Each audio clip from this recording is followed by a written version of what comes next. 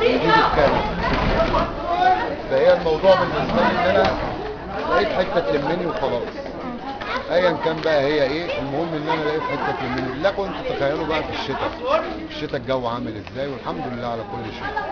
لذلك حتى انتوا هتستغربوا لما تخشوا هتلاقوا علامه رابعه، على فكره مش اخواني والله.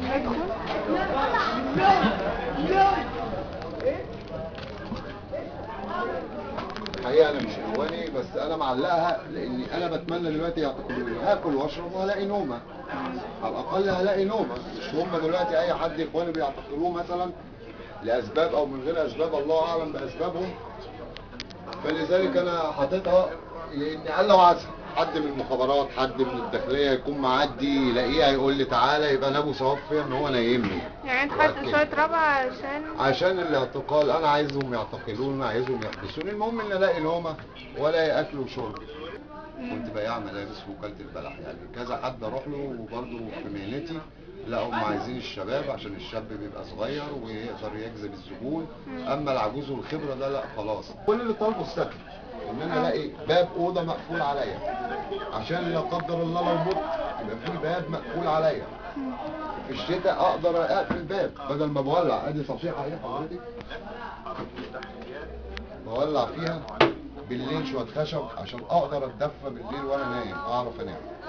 لو حبيتوا كمسؤولين او كناس انزلوا كده زي احمد رشدي رحمه الله عليه، انزلوا بالليل وامشوا بنفسكم وسيبوا مكاتبكم، اتقوا الله شويه، محدش هياخد حاجه معاه.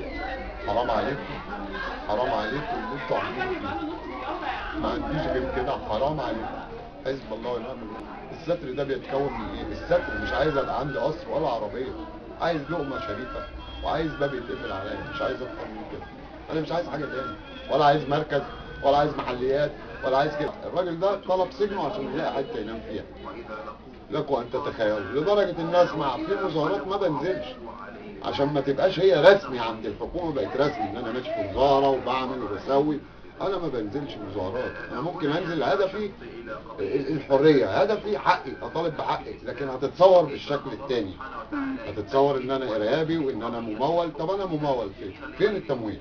ما انا طلعت 25 يناير اللي بيتهموها بالتمويل دلوقتي، فين التمويل؟ الناس اتهمتني ان انا تبع الفريق السيسي، ولا نزلت ولا فوضته، لان انا فوضت امر لله. الحقيقه اولادي في البلد، قاعدين في البلد عند جدهم وكده، لان العيشه زي ما انت شايفه صعبه جدا.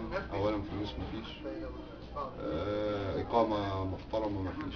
انتوا شايفين يعني، انتوا لو حد فيكم يرضى ان اخوه يبقى كده ويجيب ولاده يعيشوا هنا كده ومراته، فما حدش يستغرب بقى لو مؤاخذه، يعني انا اسف في اللفظ، لو انا بعت مخدرات او لو انا اشتركت في اي حاجه، ما حدش يزعل بقى يا جماعه.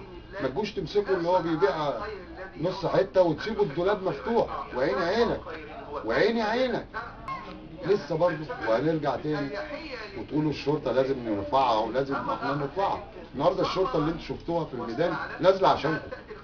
في اي وقت انزلي مفاجاه هتلاقي الدنيا في المكان ده بتضرب تقلب وخناقات، ولا حد بيعبر حد. تيجي تطلع الاسم فيه كذا يقول لك اما يخلصوا على بعض. احترم شرطه ايه اللي احترمها دي؟ هي ما بتحترمش البلد. ده انا حاسس ان هم ده احتلال، او انا حاسس ان انا محتل بلدهم وهم بيعذبوني. هو انا جاي هنا محتل البلد دي عشان كده بتعامل كده؟ ما انا ما بقتش فاهم حاجه.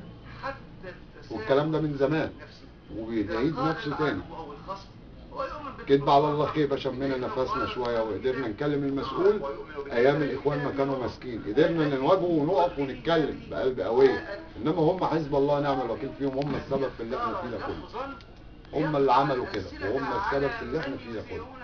ولا انا مع ده ولا مع ده، انا مع واحد يتقي الله، يتقي الله في كل حاجه بقى.